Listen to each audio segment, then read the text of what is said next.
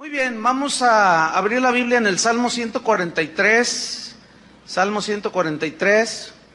Hemos titulado este mensaje, Enséñame tu voluntad. Enséñame tu voluntad. Y vamos a leer del versículo 1 al 10. Salmo 143, versículo 1 al 10. Dice así: Oh Jehová, oye mi oración, escucha mis ruegos, respóndeme por tu verdad, por tu justicia, y no entres en juicio con tu siervo, porque no se justificará delante de ti ningún ser humano, porque ha perseguido el enemigo mi alma, ha postrado en tierra mi vida, me ha hecho habitar en tinieblas como los ya muertos, y mi espíritu se angustió dentro de mí. Está desolado mi corazón. Me acordé de los días antiguos, meditaba en todas tus obras, reflexionaba en la obra de tus manos. Extendí mis manos a ti, mi alma a ti como la tierra sedienta.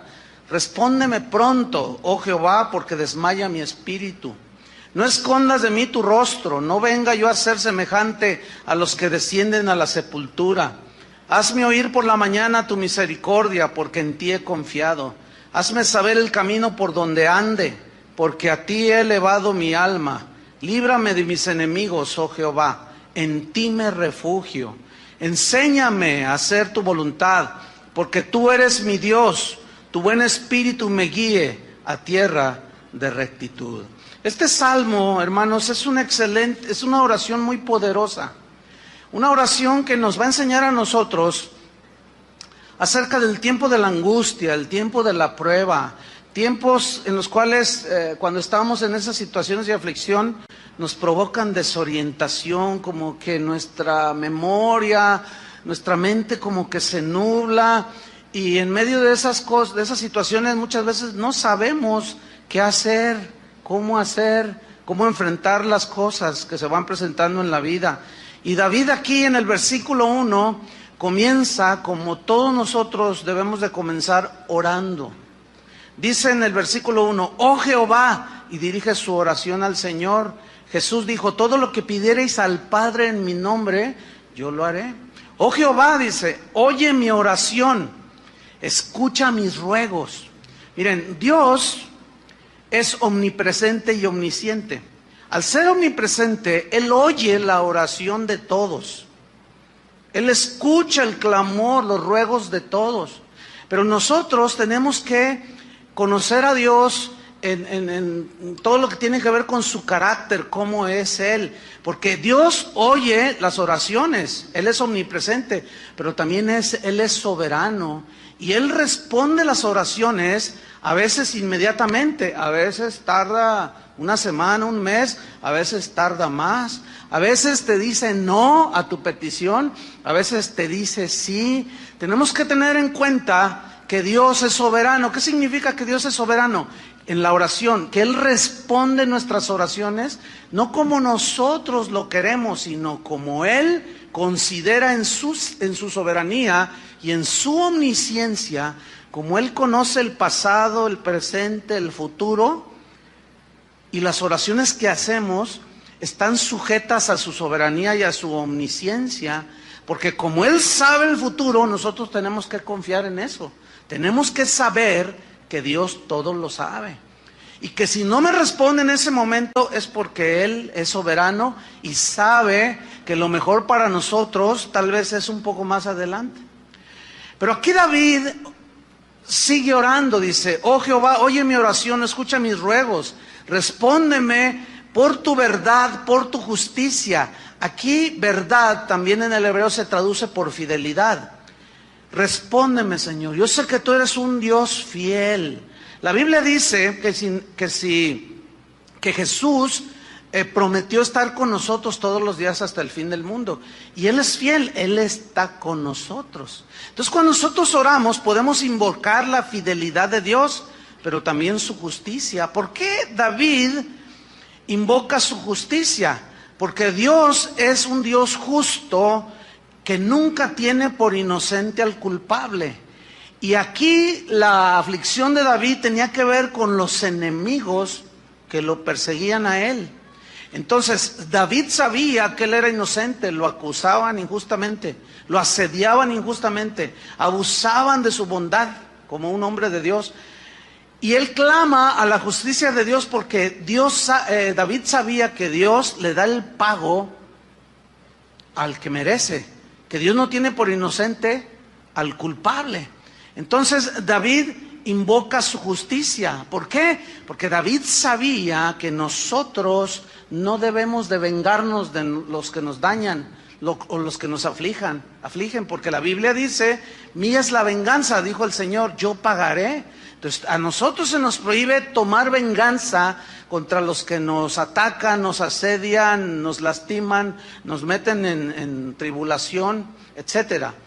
Y en el versículo 2 sigue orando David y dice, no entres en juicio con tu siervo, porque no se justificará delante de ti ningún ser humano. La primera frase del versículo significa que David reconoce que él es un hombre pecador que está clamando a Dios por perdón. Dice, no entres en juicio con tu siervo, porque no se justificará delante de ti nadie, absolutamente nadie. La fe de David, según Hebreos 11, no lo tienen que abrir, Hebreos 11 es una lista bastante amplia de gente que vivió en el Antiguo Testamento que dice, por la fe Moisés, por la fe Abraham, por la fe Enoc, por la fe Noé, gente que fue justificada por la fe delante de Dios, es decir, Dios habló, ellos creyeron, y David está entre los que fueron justificados por la fe. Romanos 5:1, no lo busque, Pablo dijo, justificados pues por la fe, tenemos paz para con Dios por medio de nuestro Señor Jesucristo. Entonces, los que hemos sido justificados por medio de la fe, tenemos libertad para entrar a la presencia del Padre. ¿Qué significa ser justificado? Significa que Dios ya no te atribuye pecado alguno. ¿Por qué? Porque en el momento en que tus pecados, tú te arrepentiste, tus pecados han sido lavados con la sangre de Cristo. Y eso es lo que la Biblia me habla como justificados. O sea, que Dios ya juzgó tus pecados cuando creíste en Jesús, fueron juzgados en la cruz.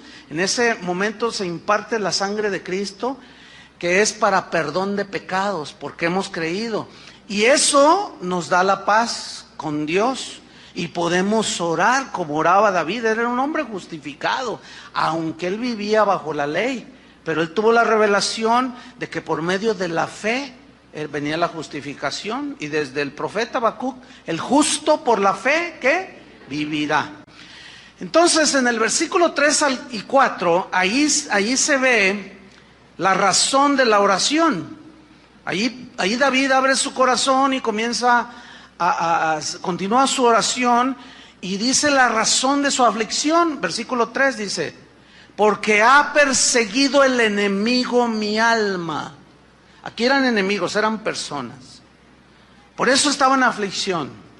Ha postrado en tierra mi vida. O sea, en tierra, ahora sí que tocó fondo en su aflicción.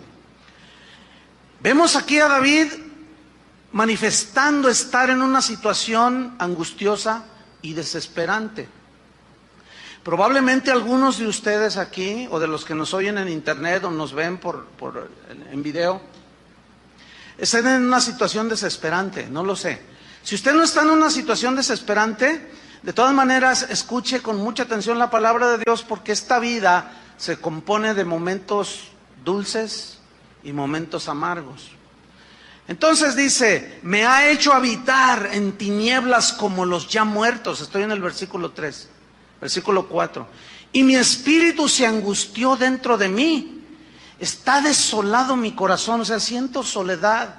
Como que ¿dónde están los amigos? Como que ¿dónde está el Señor? Como me siento solo, mi corazón siente una profunda soledad. Es una situación de aflicción. Sin duda aquí David está revelando su corazón delante de Dios. Pero David sabía algo, sabía acercarse a Dios, y lo hizo a través de lo que para nosotros en el Nuevo Testamento es una revelación. David tuvo revelaciones que en el Nuevo Testamento se nos confirman. Santiago 5:13. Mire la instrucción que dice la Biblia para cuando alguno de nosotros, hijos de Dios, estamos afligidos. ¿Qué es lo que debemos hacer? Santiago 5, versículo 13. Santiago 5, 13. Ese sí quiero que lo busque. Dice así: ¿está alguno entre vosotros afligidos? ¿Qué dice? Mire qué instrucción tan simple, tan sencilla. ¿Está alguno de vosotros afligido?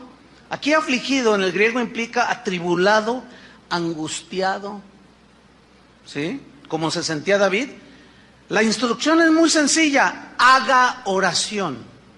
A veces las personas piden consejería o llaman por teléfono o escriben un correo y dicen: pastor, estoy pasando por una situación que a nadie le deseo. Fíjese que estoy así, así, así. Por favor, dígame, ¿qué hago? Estoy muy afligido. Haz oración. ¿Perdón? ¿Ora? No, bueno, ya sé que tengo que orar, pero nada más eso. Bueno, si quieres pararte de cabeza, o castigar tu espalda, o ayunar 3 meses, no sé. ¿Se dan cuenta cómo complicamos las cosas? ¿Se dan cuenta cómo hacemos lo sencillo tan difícil? No es tan difícil, hermanos. El problema es que nosotros, como queremos, estamos así, pues adecuados por nuestra naturaleza caída, a querer hacer algo más que lo sencillo que nos dice Dios que hagamos. ¿Está alguno afligido? ¿Qué tiene que hacer? Orar. ¿Qué es lo que está haciendo David precisamente en este salmo? Orar. No es pecado reconocer nuestras aflicciones. No es una falta de fe reconocer que estamos tristes. No es una derrota así, que ya no hay remedio para nosotros. El hecho de reconocer que estamos en determinados momentos, que estamos hasta el polvo. No es así. Miren, desgraciadamente, doctrinas que se han infiltrado de 25 años para acá, cuando mucho 30 años, doctrinas extrañas a la Biblia, doctrinas que han enseñado a muchos cristianos no a orar, los han enseñado a declarar sobre sus vidas bendición, a decretar que todo les va a salir bien.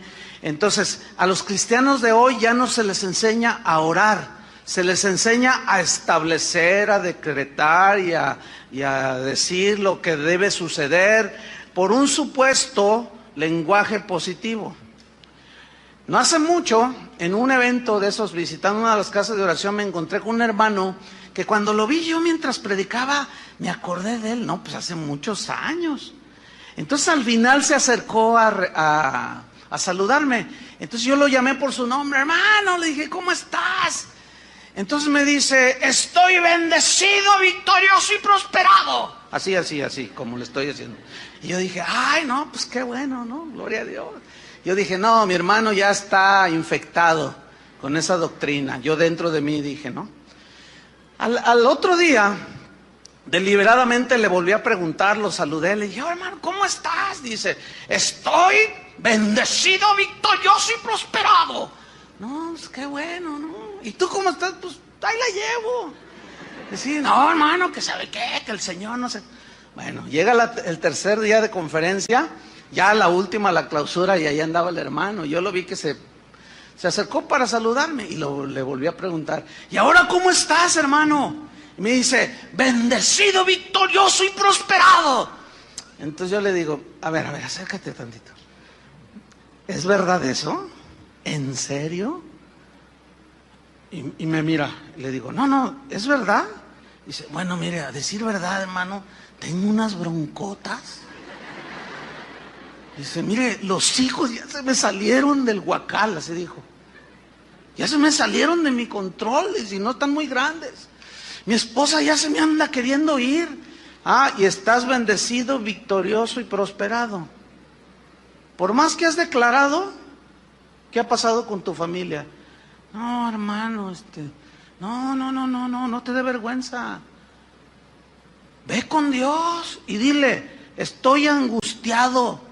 derrotado, estoy hasta el piso y no hay nadie que me pueda ayudar, solo tú, Señor. Ah, qué diferente. Eso es lo que la Biblia enseña. Eso es lo que la Biblia enseña. No enseña a hacer todo ese tipo de habladurías. Hay cristianos que al encontrar el sentido, digamos la doctrina correcta, sana, de que es oración, no es declaración, es oración, de pronto se dan cuenta y me han preguntado también, pastor, ¿qué hago? No sé orar. Yo sabía declarar, yo sabía establecer, yo sabía decretar, pero no sé orar. Fíjate qué tragedia.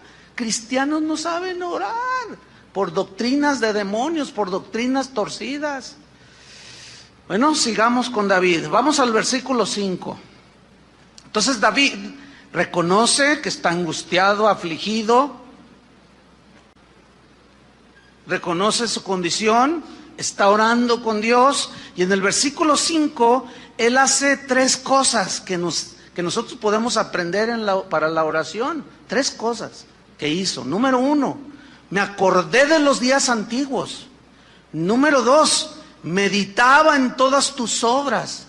Número 3, reflexionaba en las obras de tus manos. Vamos a ver brevemente cada una de ellas, de estas 3 cosas que hizo David. Número 1, me acordé. Tiene que ver con la memoria, el recuerdo, el verbo recordar. Yo me acordé, dice, de los días antiguos. ¿Qué significa? Mira, cuando en la Biblia, como aquí en este versículo, David dice, me acordé, en el hebreo, es una palabra que tiene que ver en relación con lo que Dios hace o con quien Dios es. Es decir, que su acordarse tenía que ver con Dios, tenía que ver con las promesas del pacto que Dios le había dado a Israel. Y al acordarse, David comenzó a retroalimentarse en la fe, en la esperanza, en la confianza de que así como Dios en los días pasados había obrado a través de su bondad para con Israel, que cuando se desviaban, se arrepentían o estaban en aflicción como en Egipto, que clamaban Dios por su pacto, en honor a su pacto, su fidelidad y su verdad, Dios les contestaba. Entonces David empezó a acordarse de esos días antiguos, esperando que también con él el Señor le tendiera la mano. Qué bueno es el Señor, ¿no? Entonces fíjense qué importante es acordarse. Si usted hace una lista en esos momentos de aflicción, de las situaciones de aflicción que ha pasado, del tiempo cuando usted se entregó a Cristo a la fecha, usted va a empezarse a acordar y va a empezar a decir, Señor, me sacaste de esta, y de esta, y de esta, y de pronto usted se empieza a dar cuenta que sin duda Dios lo va a sacar y le va a tender la mano en la situación presente. Por eso es bueno acordarse de los días pasados, cuando el Señor obró a nuestro favor. Sin duda Dios no nos va a dejar. ¿Cuántos creen eso? Ahí está. Entonces David se acordó. ¿Sí? Por ejemplo, Dios le había dicho a Abraham que iba a bendecir a todas las naciones por medio de él. Y pasan los años y de pronto Lot está ya en Sodoma. ¿Sí? Y de pronto Dios decide exterminar Sodoma y Gomorra, pero antes de hacerlo envía unos ángeles para que sacaran a su sobrino Lot. ¿En base a qué? A la promesa del pacto que había hecho. Entonces nosotros nos recordamos lo que Dios ha hecho en base a la obra de Cristo, a todo lo que nos ha prometido. Entonces estamos orando, estamos en aflicción y estamos acordándonos de los días antiguos, cuando Dios obró a nuestro favor, y algo empieza a suceder dentro de nosotros. El Salmo 22 no tiene que buscarlo. Salmo 22, 3 al 5, que es un salmo de David, dice así: en ti esperaron, versículo 4, nuestros padres. Esperaron y tú los libraste, refiriéndose a los que estaban esclavos en Egipto. Clamaron a ti y fueron librados. Confiaron en ti y no fueron avergonzados. Ese clamor era en base a la promesa del pacto que Dios había hecho. Entonces, ¿qué debemos hacer nosotros? Según este Salmo 22 también, que va de la mano con el Salmo 143 que estamos estudiando. ¿Qué debemos hacer? Clamar, que era lo que estaba haciendo David en este Salmo. Clamar, esperar que la respuesta, o que Dios te tienda la mano. Y número 3, confiar en nuestro Señor.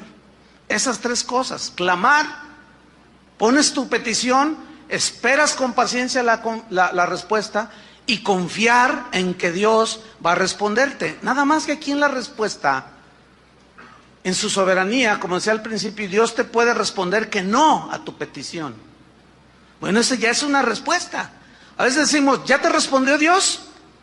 Y decimos, no, ya te dijo que no, ya te respondió. O puede ser que sí.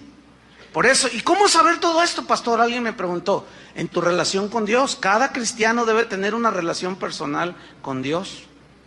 Entonces, Jesús va a cumplir Él cumple su promesa de estar con nosotros. Y en base a esa promesa de su nuevo pacto sellada con su sangre, es que nosotros nos acordamos de todo lo que ha hecho y volverá a tendernos la mano. ¿Qué tenemos que hacer? Simplemente clamar, esperar y tener fe en Dios. Fe es poner tu confianza de manera total. Entonces, ¿cuál fue la número 1? La cosa número 1 que hizo David, acordarse. Estoy en el Salmo 143, versículo 5. ¿Cuál fue la número 1? Se acordó. Número 2, ¿qué hizo? Meditaba en todas sus obras. La palabra meditar aquí ya es un verbo un poco más profundo en esa oración y en ese derramar su corazón ante Dios que David estaba abriendo ese corazón delante de Dios. Es algo más profundo, porque meditar aquí en el hebreo también se traduce por suspirar, pero es un suspiro de estar meditando, de estar pensando, ya de una manera más profunda, de estarte acordando todo lo que hizo Dios con Israel y él, así como un suspiro, pero también se traduce por gemir. Hay un gemir que va mezclado también con lágrimas, porque la necesidad es bastante de soledad, de aflicción, pero viene esa meditación en tus obras, ya en los hechos concretos del Señor, ¿sí? Recordando todo esto, meditando, suspirando y llorando por lo hecho por Dios en el pasado. Y el salmista aquí, cuando dice meditaba en todas tus obras, el salmista está diciendo, yo suspiraba, así como diciendo, Dios lo volverá a hacer conmigo. Y gemía y lloraba, esperando que Dios de nuevo tendiera la mano. Y la número 3, ¿cuál fue la número 1?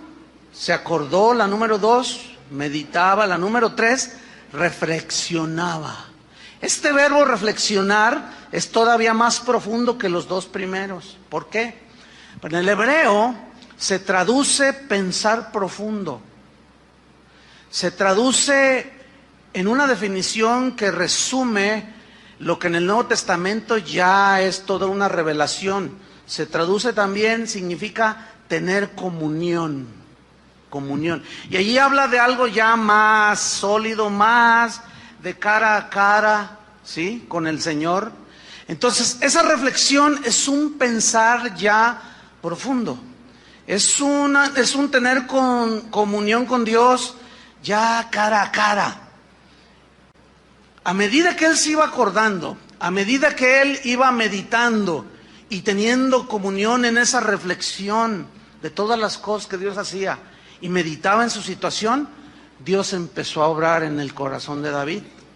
Porque mire usted el versículo número 6, ahí vemos cómo ya empieza a haber una reacción, ¿sí? Dice en el versículo 6, extendí mis manos hacia ti. Mi alma, o sea, también la extendí, la levanté a ti, como la tierra sedienta, como ahorita que es tiempo de estiaje, aquí de sequía, usted sale así un poco a las afueras de la ciudad y la tierra está dura, está así como anhelando que llueva, ¿verdad? Y David está diciendo aquí, yo extendí mis manos. El extender las manos en la Biblia tiene un significado que nosotros los cristianos hoy no hemos captado tal vez en toda su dimensión, pero en el Antiguo Testamento, en la Biblia, extender las manos significa rendición total a Dios. ¿Qué significa? Rendición total. O sea, que tú te rindes total y completamente a Dios. Levantar las manos al Señor habla de una dependencia absoluta de Dios. Es decir, que tú reconoces que con tus recursos humanos no puedes enfrentar esta situación. Solo Dios puede, porque para Él no hay nada imposible. Nosotros, los cristianos, a veces hacemos cosas que al faltarnos conocimiento podemos caer hasta con cierto ritualismo. Por ejemplo, durante la alabanza nos dicen un buen número de veces, levante sus manos. Y bueno, pues levanta uno las manos, pero al darles yo esta explicación, debemos de entender así cuando se nos invita a levantar las manos al Señor. En la Biblia significa ríndete completamente a Dios. ¿Ya te diste cuenta que con tu sabiduría no has podido? ¿Ya te diste cuenta que en tus fuerzas no has podido enfrentar ese problema? ¿Ya te diste cuenta cómo te arrastró tu naturaleza humana? Y por más que quisiste frenarla, te arrastró. ¿Te das cuenta que no puedes ni contigo mismo? Bueno, ríndete a Dios. Eso fue lo que le dijo el Señor a Pablo: bástate mi gracia, porque mi poder se perfecciona cuando tú ya no confías en ti mismo. Cuando te sientes débil, que ya no puedes, es cuando entonces yo soy fuerte en ti. Y ahí es donde el Señor nos quiere llevar, a tener una dependencia total, y David está llegando a ese punto, ¿sí? Pero escuchen bien, el acordarse, el reflexionar, el meditar, nos ayuda. ¿Por qué? Porque se empieza a elevar nuestra alma, y comenzamos a reaccionar y empezamos a levantarla. Sí, Señor, es que yo no puedo, ayúdame, que seas tú, Señor. En el versículo 7, David está diciendo algo que es bueno mencionar. Dice: respóndeme pronto, oh Jehová. Se nota desesperación, ¿sí?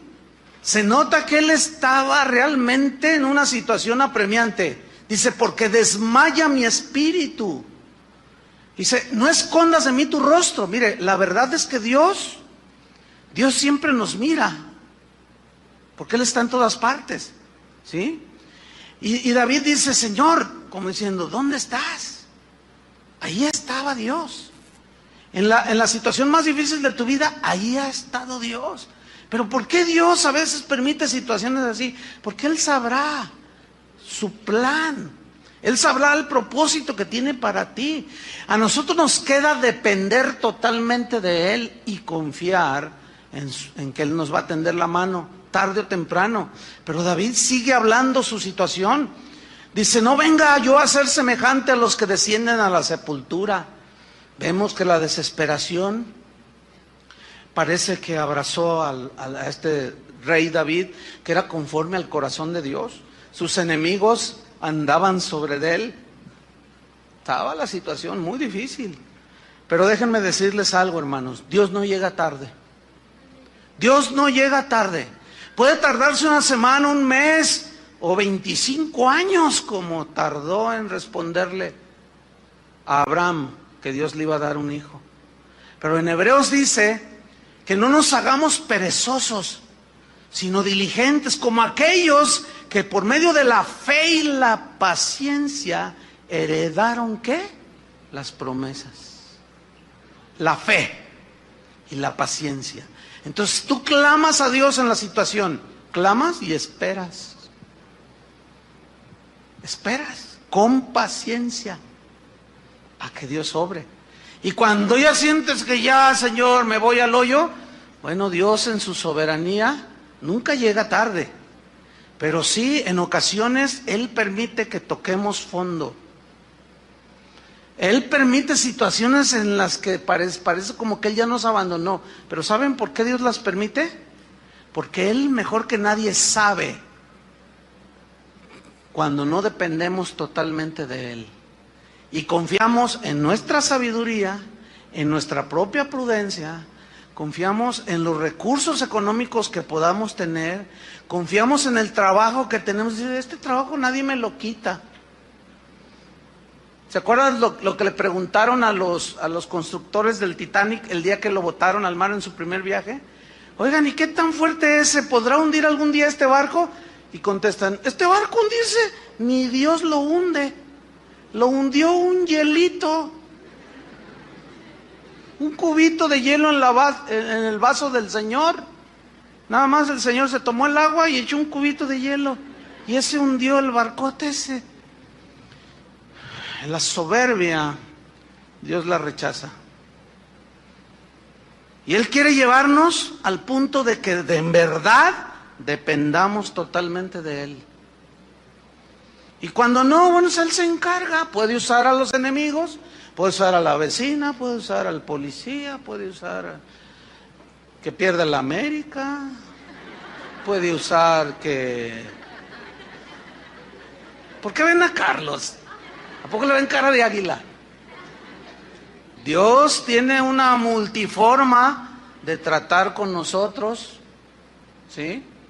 Para que aprendamos. Miren, hermanos, la jactancia, la soberbia, el orgullo no es conveniente para un cristiano.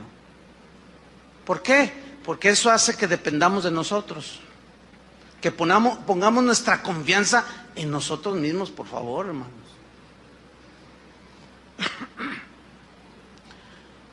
Versículo 8. Hazme oír por la mañana tu misericordia, porque en ti he confiado. Esa frase, hazme oír por la mañana, habla de que muy probablemente él estuvo toda la noche orando, esperando. Pero él invoca aquí algo que a mí me llama la atención.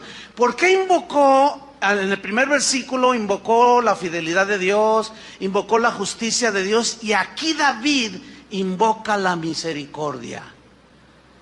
¿Por qué? Yo me pregunté, dije, ¿por qué aquí invocó la misericordia? Y bueno, la misericordia, ¿qué es? La misericordia es un atributo que Dios tiene. Dios es misericordioso, dice la Biblia. Pero la misericordia es como el último recurso que Dios usa de sus atributos para tenderte la mano. Pero misericordia, escúchenme bien lo que significa misericordia. Misericordia es tener compasión de la miseria en la que estás. Cuando hablamos de miseria, no me estoy refiriendo a la miseria económica o al no tener dinero. Porque como dijo en una enseñanza uno de los pequeños gigantes de aquí, dijo, hay algunos que son tan miserables que lo único que tienen es dinero. Y es verdad. Es verdad, esa reflexión es verdad. Entonces, Dios se apiada de nuestras miserias cuando dice, Señor, por tu misericordia, o sea, estoy en una situación miserable. No económicamente, porque él era el rey. Él vivía en un palacio. Él tenía carrozas, tenía oro, tenía plata, vivía en un palacio. No está hablando de miseria económica, está hablando de su miserable condición de tristeza, de aflicción. Se sentía como un muerto ya que meten al hoyo. ¿Saben? En realidad nosotros, dice allí en la epístola de Judas, que nos salvó por su misericordia. O sea, se apiadó de nuestra vida miserable. Eso al ego no le gusta. Pero la verdad es que éramos unos miserables. En una miseria espiritual, en una miseria mental, sin capacidad para solucionar nuestros propios problemas. Eso es estar en miseria. Es no tener recursos. Y David dice, Señor, por tu misericordia. ¿Okay? ¿Qué estaba diciendo David? Reconozco mi miseria, Señor. soy un total insuficiente. Estoy en una condición, sí soy rey, pero estoy en una condición miserable. Por tu misericordia, Señor. Y el profeta Jeremías, ese fue más allá y de una manera poética dijo aquellos inolvidables declaraciones del profeta e invocaciones. Dice, por su misericordia no hemos sido consumidos. O sea, a pesar de que somos unos miserables, por su misericordia, porque se apiadó de mi miseria, no hemos sido consumidos, dijo. Nuevas son cada mañana tus misericordias. O sea, Dios, por eso es misericordioso, se apiada de lo miserable de la situación en que podamos estar. No es necesariamente algo ofensivo o burlesco el que Dios se apiade de nuestras miserias. No, precisamente ahí resalta la bondad de su carácter, que está dispuesto a tender la mano al que reconoce que está en miseria. Espero me esté explicando para que ustedes entiendan.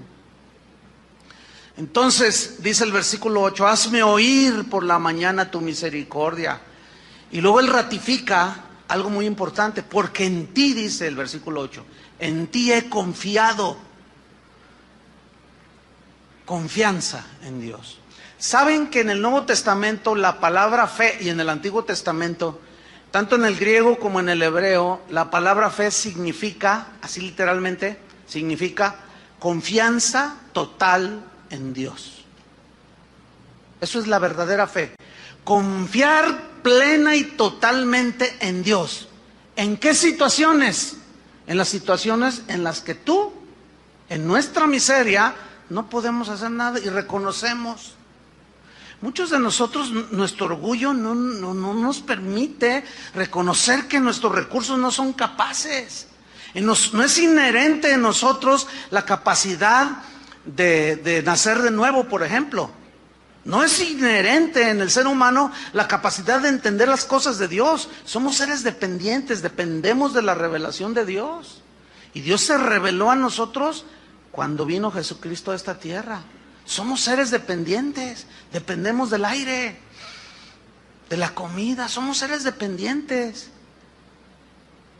Los salmos y muchas escrituras lo dicen.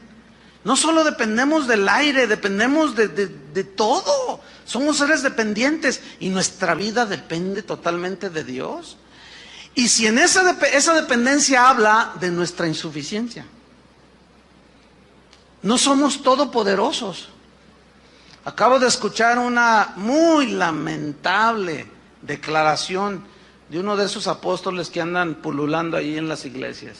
Él dijo así: nuestro Dios es un rey, dijo, Jesús es un rey, es el rey de reyes. Y todos los oyentes dijeron amén.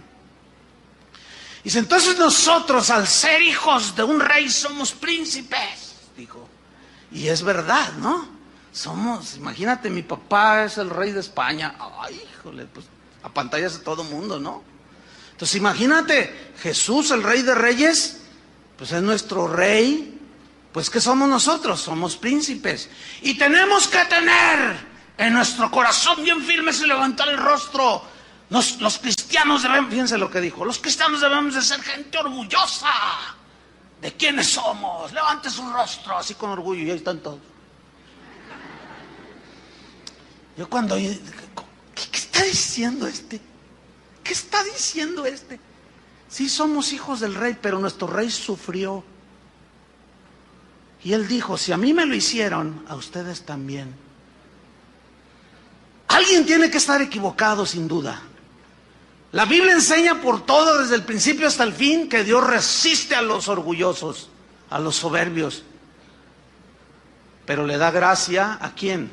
A los humildes, les da favor, que es en lo que se desenlaza aquí el Salmo.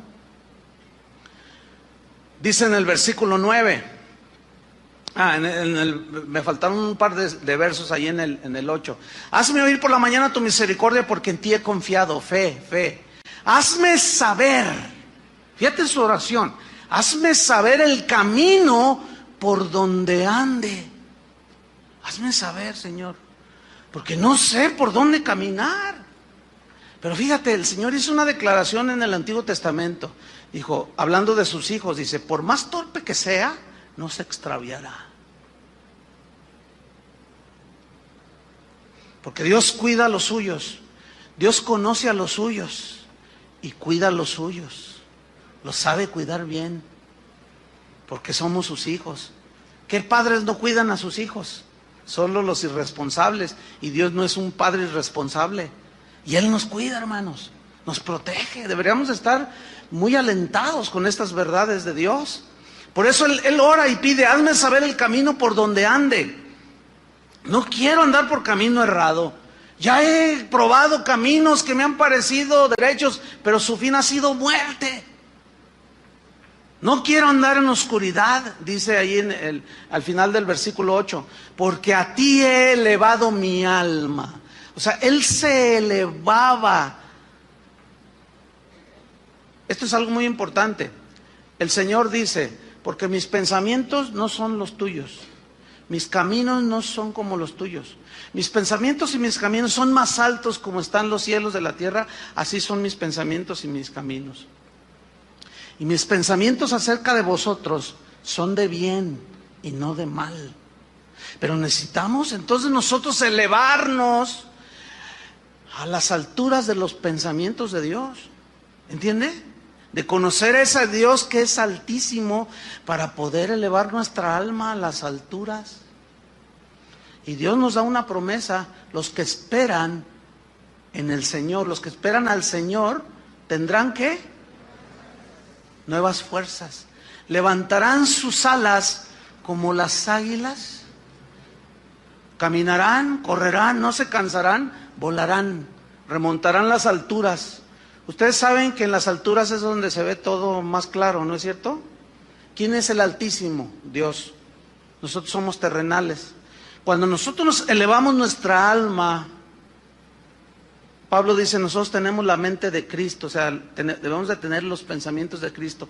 Estamos elevándonos y está resaltando, si ustedes son observadores, pongan atención a lo que voy a decir. Hasta este versículo que acabamos de leer, si han observado, lo que resalta aquí no son las necesidades de David, lo que resalta es la grandeza de Dios. ¿Lo alcanzan a ver? Su fidelidad, su bondad, su misericordia, su perdón, su omnisciencia, su omnipotencia, su omnipresencia. Eso es lo que está resaltando. Y cuando nosotros nos elevamos a nuestra alma, a los pensamientos del Altísimo, no sé cuántos de ustedes han ido en un avión o se han subido en un edificio alto, pero la altura máxima que vuela un avión comercial, ¿qué son? ¿10,000 pies? ¿20,000? ¿Cuánto? 50,000 pies. O sea, estamos hablando de varios kilómetros de altura. Bueno, las veces que me ha tocado a mí pues, observar hacia la tierra, bueno, depende de la altura, es lo que alcanzas a ver, pero cuando va en su máxima altura el avión, nada más se ve verde si está verde, pero no se ven detalles, ¿sí? Cuando va a 10,000 pies se alcanzan a ver las casas, ¿sí? Cuando va despegando el avión se ven los tinacos de las casas. ¿Qué quiero decir con esto? Que mientras más alto eleves tu alma a Dios, más pequeñita se hace tu necesidad. Y resalta la grandeza de Dios. Espero que estén entendiendo, porque nuestra naturaleza humana nos lleva a nada más ver lo terrenal a nuestro alrededor y no alcanzamos a levantarnos. Por eso David decía, he elevado mi alma hacia ti. Vayamos al Altísimo, hermanos. Y una vez que estamos allí en las alturas con Dios, meditando, reflexionando, acordándonos, mira hacia abajo, hacia tu situación, hacia tu problema, y vas a decir, ni se ve ante la inmensidad la grandeza de Dios. Entonces, si comparamos eso con la grandeza de Dios, ¿Tú crees que Dios no pueda con nuestra insignificante situación? ¿Saben qué produce eso? Bueno, al menos en mí, no sé en ustedes, ¿no? Pero en mí produce una fe bien sólida, que me lleva a una conclusión. Si Dios tiene todo en control, yo debo de descansar. Por eso dice en Hebreos, a través de la fe y la paciencia, heredamos las promesas del Señor. ¿Cuántos le dan gracias por eso? Sigamos para finalizar en el versículo 10. Bueno, el versículo 9 dice: líbrame de mis enemigos, que era la razón de su aflicción. Oh Jehová, en ti me refugio. Esa frase, en ti me refugio, aquí refugio no es la marca de un tequila, porque algunos van y se refugian en el tequila, o en la droga, o no. El cristiano, ¿en quién se refugia? En Dios. Fíjate, en el cristiano, el efecto que causan las aflicciones, en el que es nacido de Dios, es contrario al efecto que producen las aflicciones en el que no es hijo de Dios. El efecto que causa en el cristiano es más afianzarte de Dios, más ir a refugiarte en el refugio que es nuestro Señor Jesucristo. Y lo que causa en el no cristiano es lo contrario. Van y se refugian en donde menos deben de hacerlo. Algunos toman una pistola y se dan un tiro pensando, fíjate, pensando que muriendo se les acaban sus problemas. No, en realidad empiezan, porque es la condenación eterna. ¿Ves las miserias a las que nosotros nos podemos caer si nos alejamos de Dios? Si estando en el Señor, el orgullo a veces no nos deja.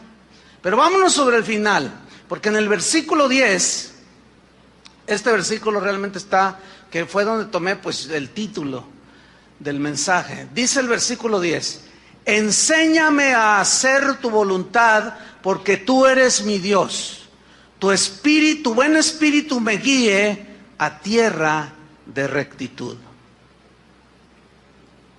Ok, si somos observadores y somos responsables y ponemos atención cuando leemos la Biblia, yo no creo en eso de que lea la Biblia en un año. ¿Saben por qué?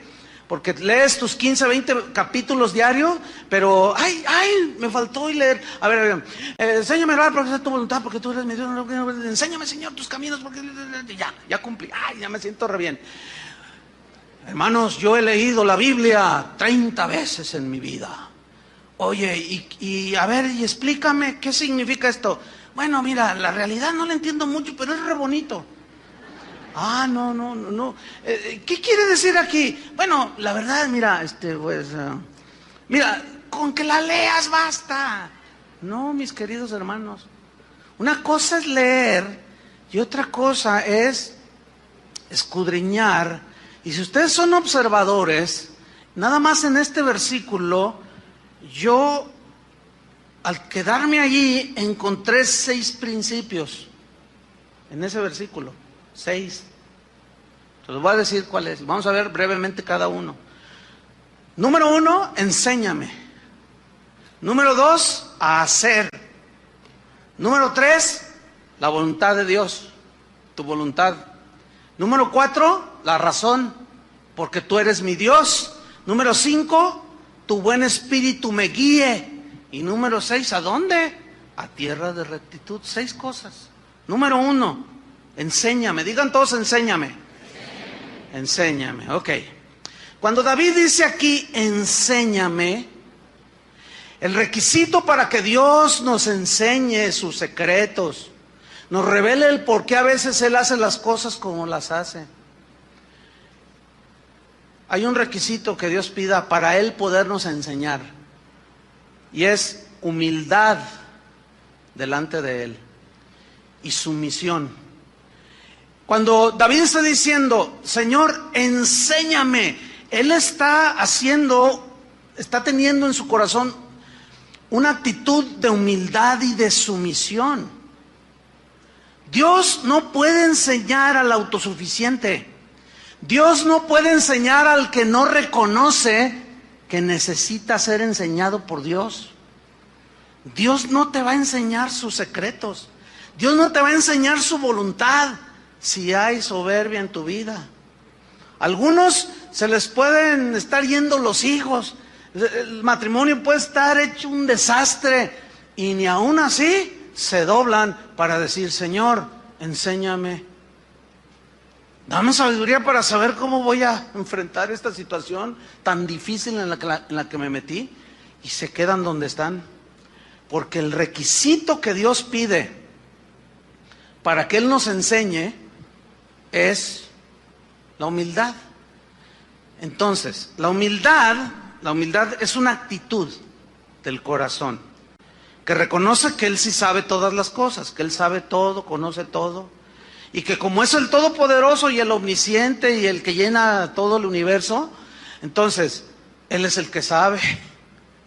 Job una vez le dijo: oh, Señor, ¿por qué esto? Y se puso medio a contender con Dios, y Dios le dijo: ok, a ver, siéntate allí, Job, te voy a hacer yo a ti unas preguntas. Si me las contestas, entonces ya podemos dialogar al nivel que tú quieres dialogar conmigo. Parafraseando, ¿no? Le dice: a ver, si crees que sabes mucho, ¿dónde estabas tú cuando yo fundaba la tierra, Job? Y luego Job se agarró la corbata y le hizo: bueno, es que en realidad, ¿cómo? Cuando... Sí, ¿dónde estabas tú cuando yo fundaba la tierra? ¿Dónde estabas? Todavía ni existía el Job. Dice: a ver, dime, ¿dónde estabas tú cuando yo puse en el universo las estrellas y les puse nombre? ¿Dónde estabas tú? Dime, si eres muy inteligente, respóndeme. No, bueno, Señor, es que pues no es para tanto, Señor. Se quebró el Job. La actitud, escúchenme bien, la actitud con la que tú y yo nos acerquemos a Dios para que Él nos revele y nos enseñe es muy importante para Dios. Y como les dije al principio, desgraciadamente a muchos cristianos no los han enseñado a orar.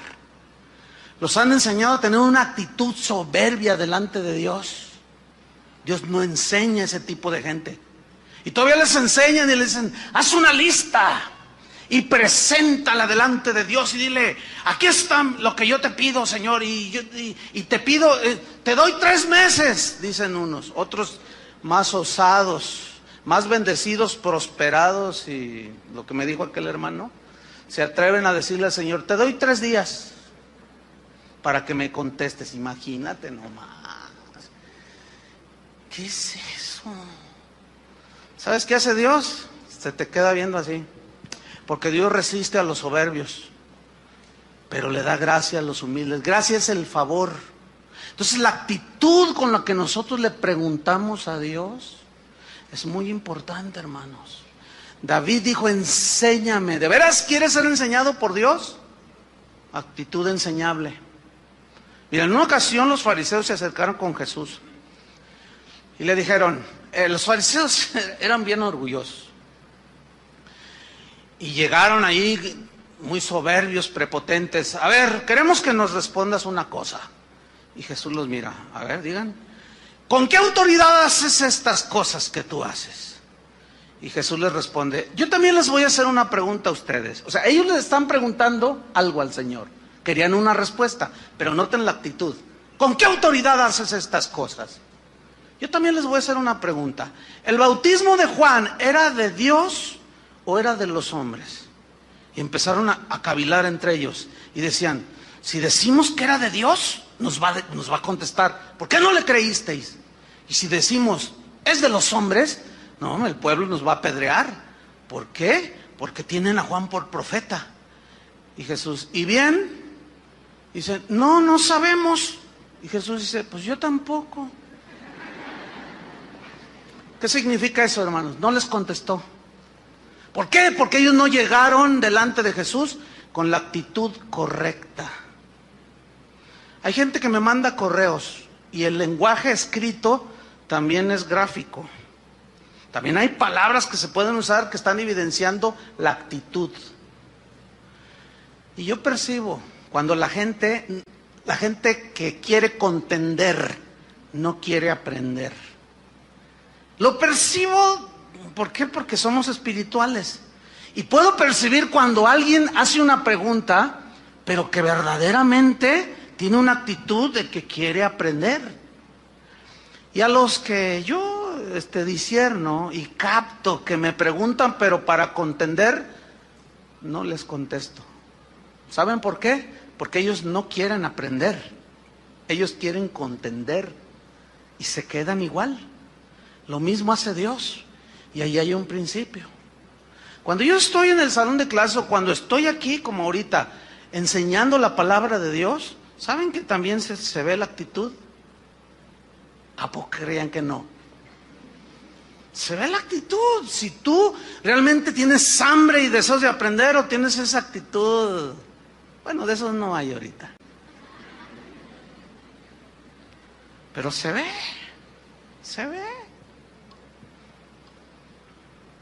Una vez estábamos en un evento y pues, mi esposa y yo éramos los que iban a enseñar, y se sube mi esposa y estaban ahí unas personas, y la actitud así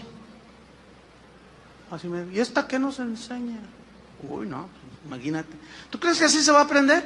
Acabamos de estar en un evento en la Ciudad de México. Fue un evento para mujeres, para damas, mujeres cristianas y no cristianas. Pero a mí me invitaron también a dar algunas 2, 3 enseñanzas. Pero yo escuché a 3 oradoras. La esposa del pastor de allá, mi esposa y Janet Arroyo. Y yo las oía y yo decía, ¿y qué estoy haciendo aquí? En serio, ¿qué estoy haciendo aquí? O sea, yo meditaba, decía, ¿qué estoy haciendo aquí? Si tienen una palabra, pero bueno, me invitaron y bueno, pues fueron muy amables y me acompañaron a mi esposa. Pero cuando subí, yo les dije, fíjense hermanos, hay gente que cuestiona y un par de versículos nada más donde dice, la mujer calla en la congregación porque no le es permitido a la mujer enseñar. No tengo tiempo para explicar los versículos en su contexto histórico, etcétera, etcétera. No tengo tiempo.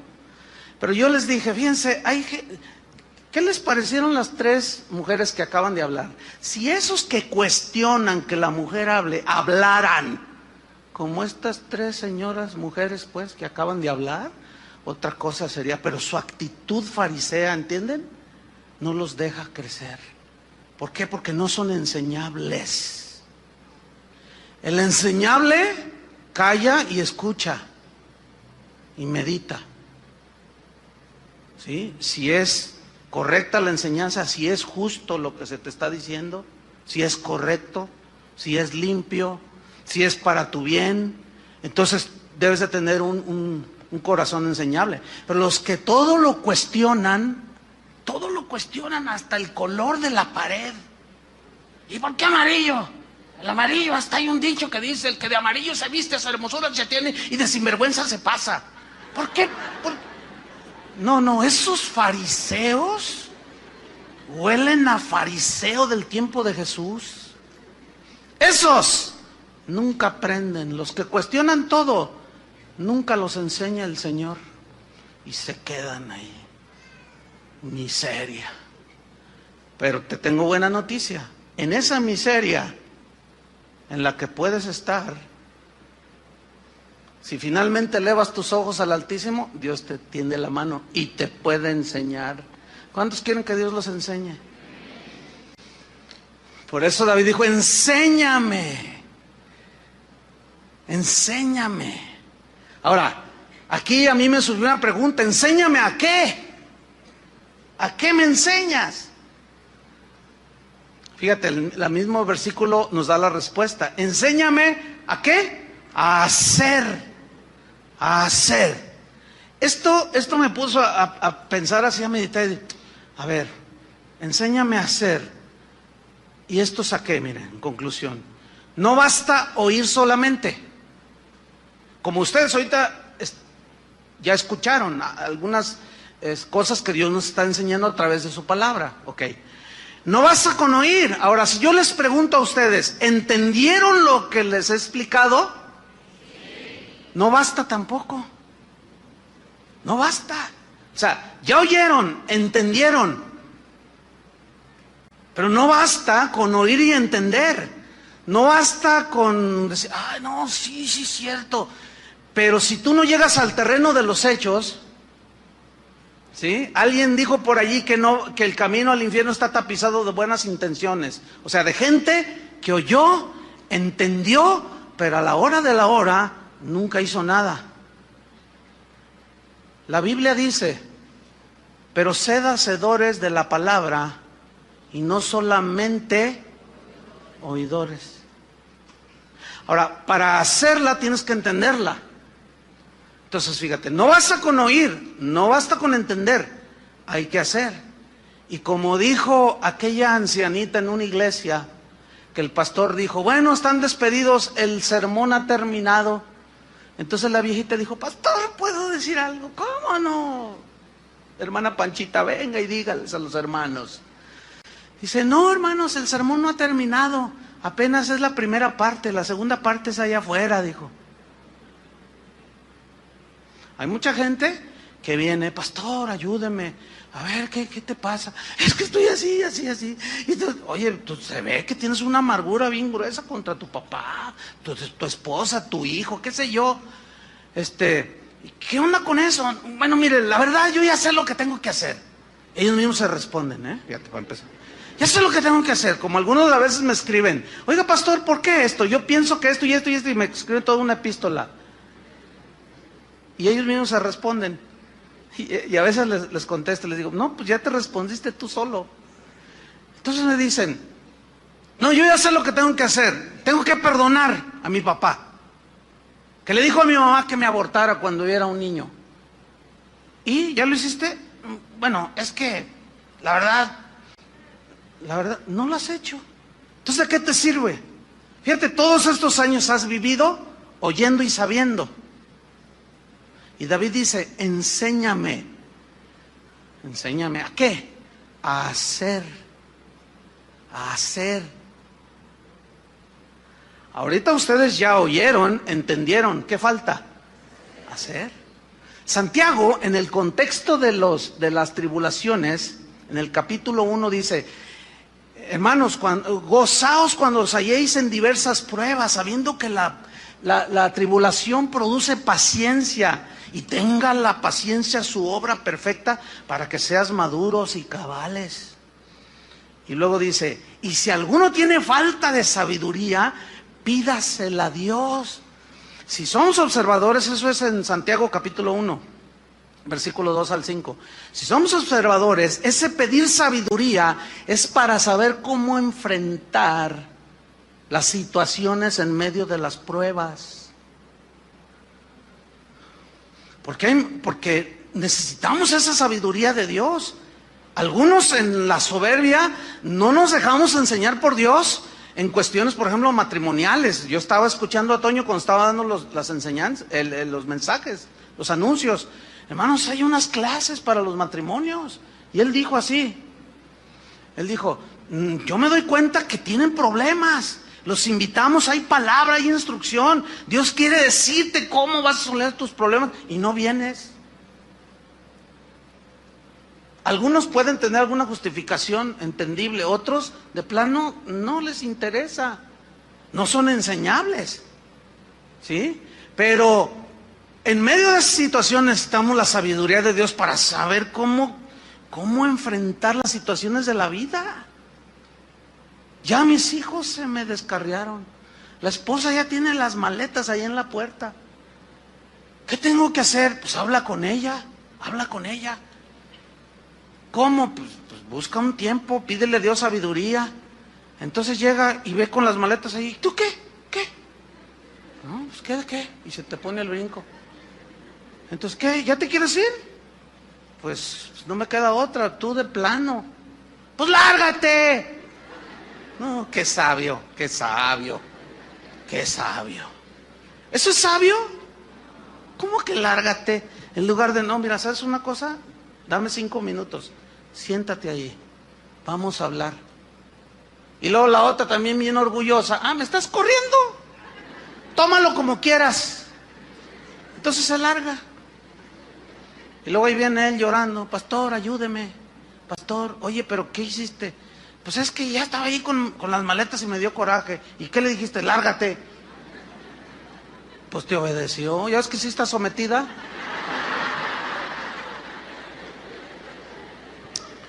Si alguno tiene falta de sabiduría, pídala a Dios. Por eso David en este salmo nos está dando toda una enseñanza al Espíritu Santo, hermanos.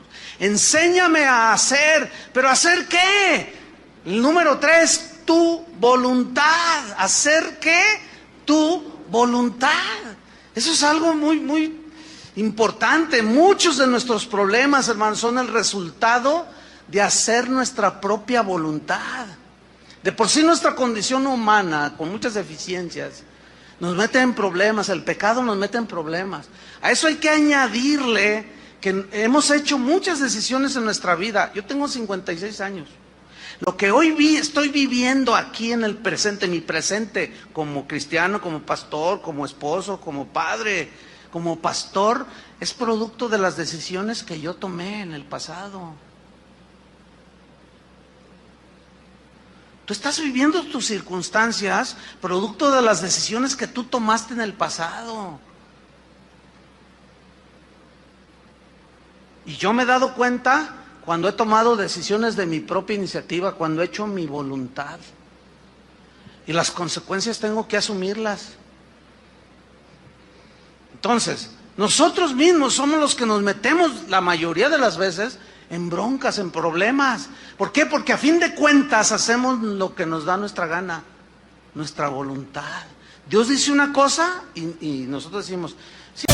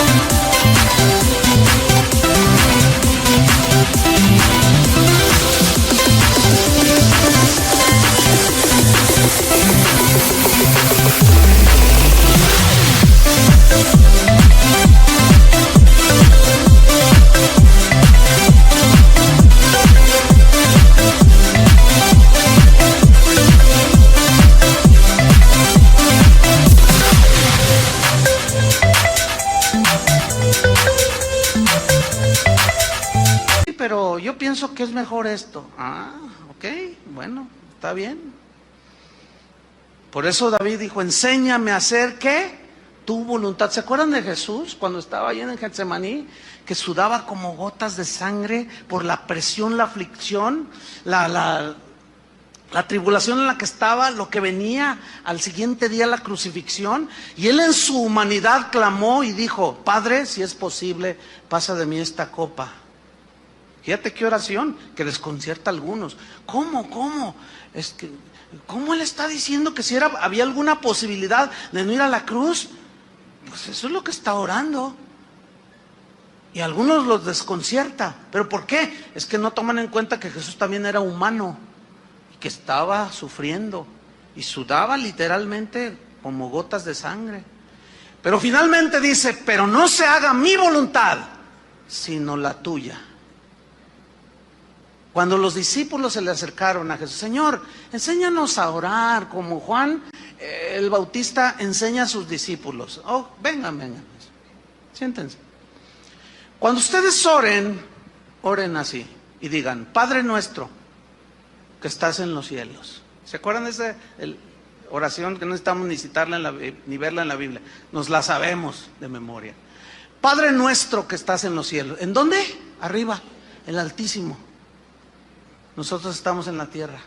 Santificado sea tu nombre, santo, puro, limpio, no hay otro como tú.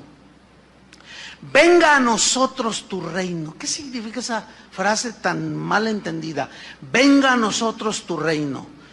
Un reino es gobernado por un rey.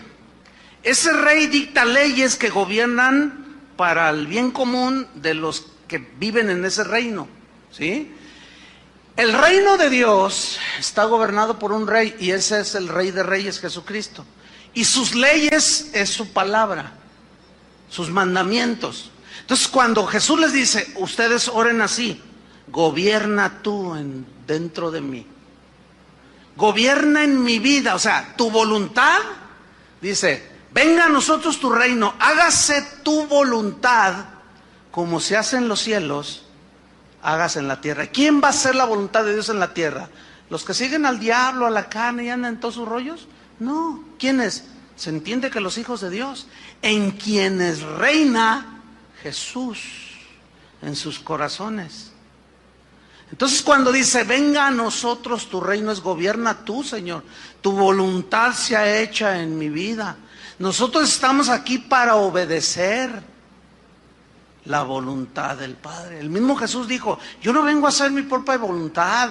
El Padre es el que me dijo, haz esto y yo hago la voluntad de mi Padre. Está Jesús hablando que como el Hijo de Dios era total sumisión a la voluntad del Padre.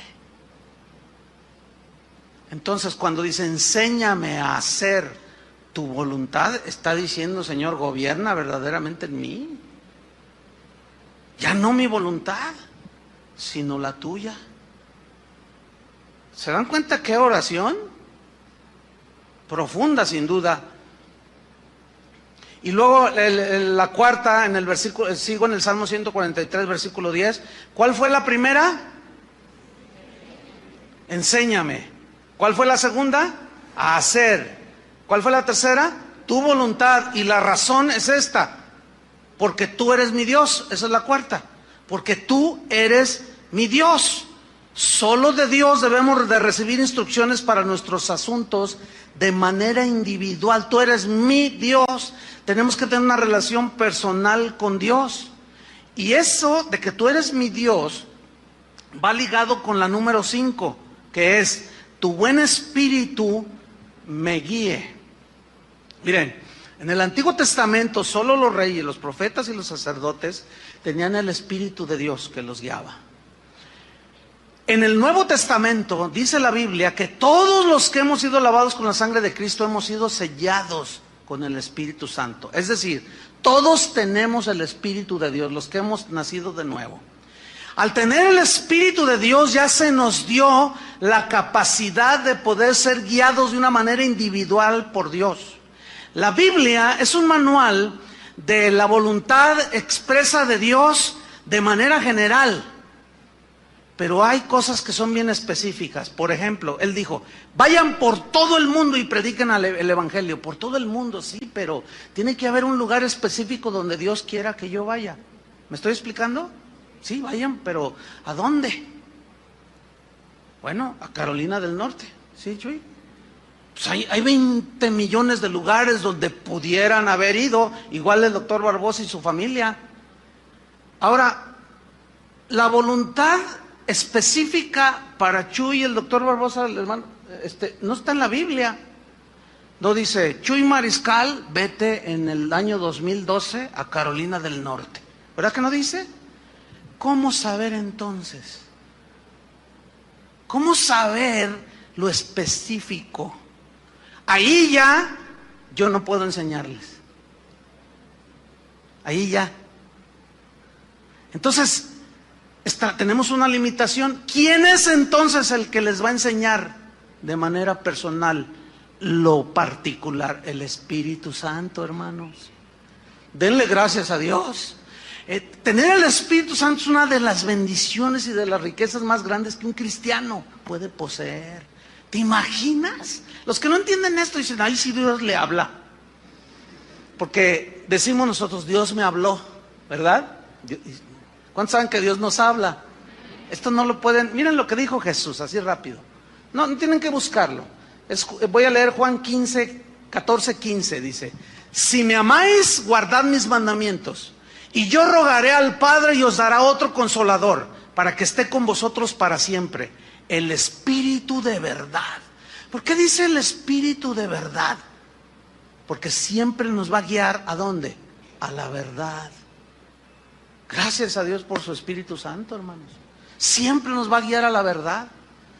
Dice, el cual el mundo no puede recibir, porque no le ve ni le conoce. Pero vosotros le conocéis porque mora con vosotros y estará en vosotros. No los voy a dejar huérfanos, vendré a vosotros, o sea, en el Espíritu Santo. Y luego dice el versículo 25, os he escrito estas cosas estando con vosotros, os he dicho estas cosas estando con vosotros, mas el Consolador, el Espíritu Santo, a quien el Padre enviará en mi nombre, Él, el Espíritu Santo, os enseñará todas las cosas específicas que cada quien necesita saber. Y las cosas también generales. Él os enseñará todas las cosas y os recordará todo lo que yo os he dicho. La paz os dejo, mi paz os doy. Todo esto produce la paz también. Mi paz os dejo, mi paz os doy. Yo no os la doy como el mundo la da. No se turbe vuestro corazón, ni tenga miedo. No están huérfanos. No pueden decir, no tengo quien me guíe. No tengo nada. No, tenemos el Espíritu Santo. Y ahí en ese terreno yo ya no puedo. Yo eso lo entiendo perfectamente. Yo no quiero ponerme en el lugar como erróneamente algunos pastores dicen, ¿sabes qué? Le dicen a un joven, termina con esa muchacha, no es la que Dios tiene para ti. A mí Dios me mostró que es aquella que está allá. Y este va y le hace caso. Entonces, ¿en balde está el Espíritu Santo?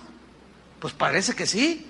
Lo que sucede es que ese pastor o esa gente que se mete en los terrenos individuales, en la vida personal de la gente, no ha entendido que el Espíritu Santo puede guiar a todos en las cosas personales. ¿Qué carrera debo estudiar? Pregúntale a Él. ¿Hago o no hago este negocio? Híjole, pues es que si yo te digo que sí y no es. ¿Me estoy explicando? Por eso David decía, tu buen espíritu me guíe. Y luego dice, ¿a dónde? ¿A dónde? Porque luego fíjate, aquí el doctor Barbosa me estaba diciendo que el otro día alguien lo visitó ahí en su consultorio y le dijo, oiga, pues me deja orar por usted, miembro de otra congregación. Y le dice, sí, ¿cómo no? Ore por mí. Dice, lloró, termina de orar, dice, tengo una palabra para usted. Ah, pues dígamela, le dice el doctor Barbosa. Y le dice este hermanito, dice, pues el Señor me puso en mi corazón que te dijera, salte de casa de oración. ¿Verdad que hasta se siente así como... Sí, imagínense que él se deja guiar por esa torpeza de ese hermano. Cuando ya estaban pastoreando una iglesia, cuando el Señor les habló claramente, luego llega uno diciendo, el Señor me dijo, el Señor no se contradice, mis queridos hermanos. Por eso cada uno debe de tener esa comunión con Dios. ¿Entiende? ¿Qué voy a hacer? ¿A dónde me voy allá? ¿Me cambio acá? ¿Qué debo de hacer? ¿Tienes el Espíritu Santo? Pablo obedeció y fue a predicar a muchos lugares. Y hay un par de escrituras en el libro de los Hechos que dice, intenté ir a Bitinia a predicar el Evangelio y el Espíritu Santo me lo prohibió, dice.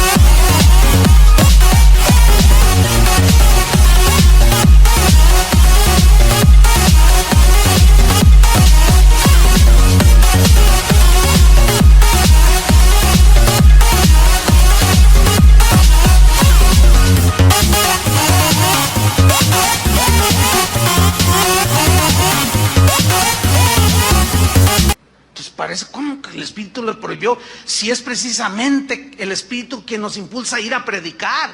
Sí, pero la dirección específica de a dónde, Pablo la estaba descubriendo. Dice, después intenté ir a Misia y el Espíritu me dijo que no. Y me quedé así y de pronto, dice, tuve una visión, un macedonio que me dijo, ven y ayúdanos. Entonces entendí que el Señor quería que fuéramos a Macedonia. Y allá van, y allá era. O sea que en la búsqueda de la voluntad particular de Dios nos podemos equivocar, pero como tenemos al Espíritu Santo, denle gracias a Dios, el Espíritu nos frena o nos impulsa, ¿sí? Hay cristianos que están en la búsqueda de Dios y como se expusieron a enseñanzas de que tú declares, que tú lo otro, el Señor está haciendo que no y empiezas no. Dios cierra las puertas, te está diciendo evidentemente que no, porque Él es el único que cierra o abre puertas, según Apocalipsis. Él es el único. Entonces están cerradas las puertas, ya estás tú pateando las puertas. Y en el nombre de Jesús, y yo declaro, yo en el nombre, y ahí están peleándose con Jesús, como Pablo persiguiendo a los cristianos. Pablo, dura cosa te es darle puntapiés al aguijón. Tú solo te estás dañando, nunca vas a poder conmigo.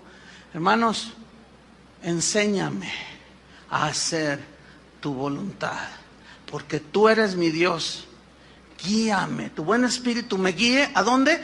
A tierra de rectitud, hacia lo recto, lo bueno. Dios siempre nos va a guiar hacia lo bueno, lo sabio, lo justo, lo prudente. ¿Cuántos le dan gracias a Dios? Ya saben lo que hay que hacer cuando estén tristes. Ahí está. Oremos. Señor, te damos muchas gracias por tu palabra. Gracias porque ella verdaderamente es nuestra luz. Verdaderamente tu palabra, Señor. Pero tu buen espíritu también, Señor. Gracias, Padre, porque sabemos, entendemos que las aflicciones son parte de la vida de un cristiano en esta tierra, Señor. Pero David, por el Espíritu que lo inspiró, escribió este salmo y dejó escrito para que nosotros aprendiéramos. Y él derramó su corazón y no escondió su verdadera situación delante de ti. Y empezó a acordarse, a meditar, a reflexionar. Y empezó a profundizarse y su alma empezó a elevarse a las alturas contigo. Y comenzó a rendir. Su corazón empezó a invocar tu misericordia. Reconocía su condición de miseria. No podía él solo, Señor. Pero David terminó diciendo, enséñame, Señor, de verdad. Quiero conocer tus caminos, quiero conocer tu voluntad. Pero no solo conocerla, enséñame a hacer tu voluntad, no mi voluntad. Porque tú eres mi Dios. Tú eres quien debe reinar en mi corazón. Y el Espíritu Santo que has hecho morar en cada uno de nosotros nos guíe a tierra de rectitud. Hacer siempre lo bueno, lo justo, lo puro. Tu voluntad agradable y perfecta, Señor. Y ahí es donde ningún maestro, ningún pastor, ningún apóstol, ningún nadie puede intervenir. Ahí solo el creyente y el Espíritu Santo que mora en él. Señor, sin duda, cada uno de nosotros tiene algunas cosas específicas que necesitamos saber de tu plan para nosotros, de tu voluntad para nosotros. Yo te pido, Señor, orando así como Jesús oraba, no estamos huérfanos en base a esa oración. El glorioso Espíritu, el Consolador que habita dentro de nosotros, nos guíe a tierra de rectitud, Padre. Esa es nuestra oración. Danos sabiduría para que en medio de los problemas, las aflicciones, sepamos cómo conducirnos. Por eso Santiago añadió, gócense en medio de la prueba. Porque ahora ya conocemos más, tenemos más revelación en el Nuevo Testamento. Gracias, Padre, por enseñarnos. Gracias porque tu Espíritu jamás se irá de nuestro ser. Eso significa que tenemos guía segura hasta el último día de nuestra existencia en esta tierra. En el nombre de Jesucristo, Padre, recibe nuestra gratitud, nuestra acción de gracias. Y terminamos diciéndote, Padre, síguenos enseñando, Señor. Síguenos guiando. En el nombre de Jesús te lo pedimos, Señor. Amén. Que Dios les bendiga mucho a todos.